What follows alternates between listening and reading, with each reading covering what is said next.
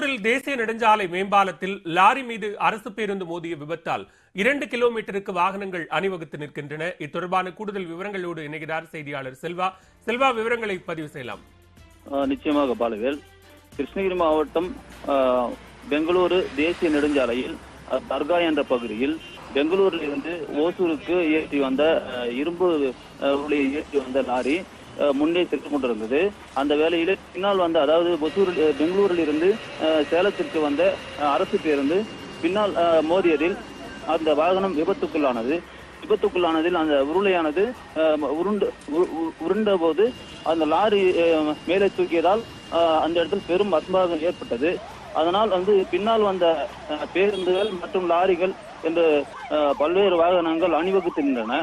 இதனால் மாற்று வழியில் அனுப்பப்பட்டு முயற்சித்த போது, அது சர்வீஸ் சாலை என்பதால் அதில் செல்ல முடியாத சூழல் ஏற்பட்ட போது கிட்டத்தட்ட 2 கிலோமீட்டர் அளவிற்கு இந்த வாகன நெரிசல் ஏற்பட்டது.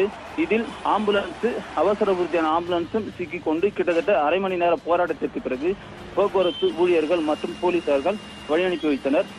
இந்த போக்குவரத்து நெரிசலால் அப்பகுதியில் கிட்டத்தட்ட 3 மணி நேரம் போக்குவரத்து பாதிப்பு ஏற்பட்டது. பாலவே,